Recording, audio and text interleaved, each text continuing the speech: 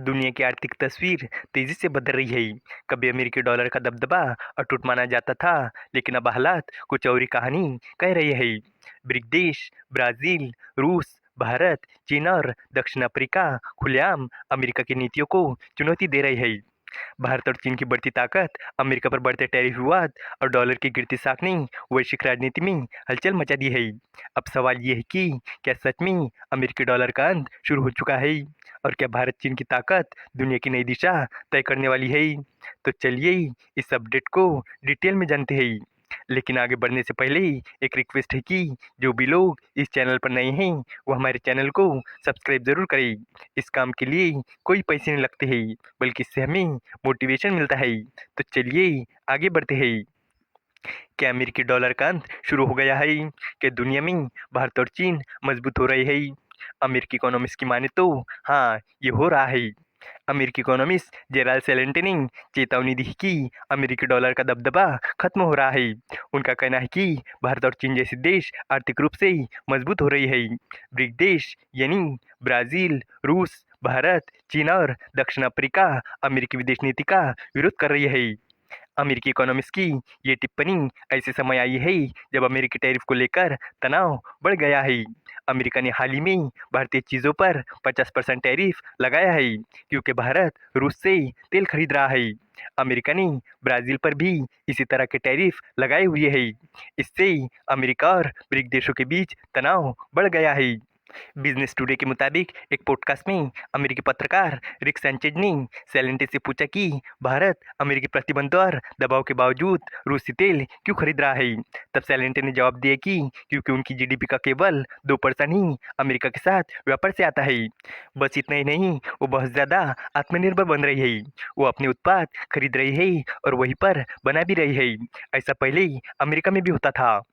सेलेंटे का मानना है कि अमेरिका वैश्विक आर्थिक शक्ति खो रहा है। उन्होंने कहा कि चीन के पास पहले भारी उद्योग या उच्च तकनीक क्षमता नहीं थी, जब तक कि पश्चिमी देश वहां नहीं गए थे। लेकिन अब चीन इसमें दुनिया का नेतृत्व कर रहा है। एक के बाद एक ईवी को देखे, इसलिए वो ज्यादा आत्मनिर्भर बन रही है। जब सेलेंटी से पूछा गया कि अमेरिका दूसरे देशों के फैसलों में क्यों दखल देता है, तो उन्होंने नाराजगी जताई। उनका कहना था कि अमेरिका को अपने देश की सीमाओं के बाहर दूसरे देशों के आर्थिक फैसले तय करने का कोई हक नहीं है। अमेरिका और ब्रिक्स देशों के बीच बढ़ती दरार ऐसे समय आई है जब ये समूह वॉशिंगटन की आर्थिक नीतियों का विरोध कर रहा है। ब्रिक्स दुनिया की 40% से ज्यादा आबादी रिप्रेजेंट करता है। सेलेंटे ने इस बदलाव के महत्व पर जोर देते हुए कहा कि दुनिया अमेरिकी दबदबे वाले रवैये से तंग आ चुकी है। दुनिया उब चुकी है।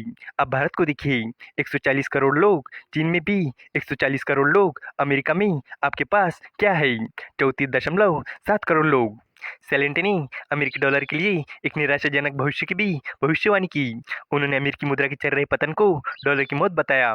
उन्होंने अमेरिकी मॉनेटरी पॉलिसी को, विशेष रूप से राष्ट्रपति ट्रंप के तहत 2018 में ब्याज दरों को कम करने के फैसलों को इसमें योगदान बताया।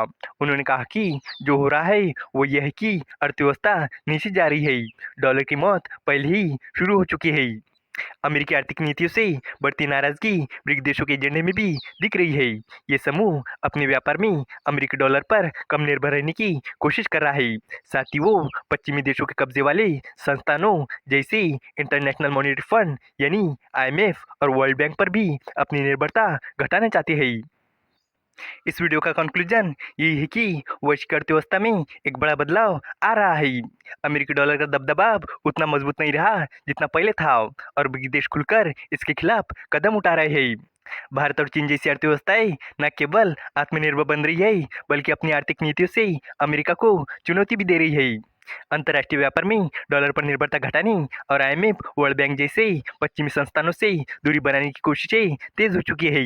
आने वाले समय में ये बदलाव दुनिया की आर्थिक दिशा तय करने वाला साबित हो सकता है। उम्मीद है कि आपको ये जानकारी पसंद आई होंगी, और भी इसी तरह के इंफॉर्मेटिव वीडियोस के लिए हमारे चैनल को सब्सक्राइब करें। धन्यवाद।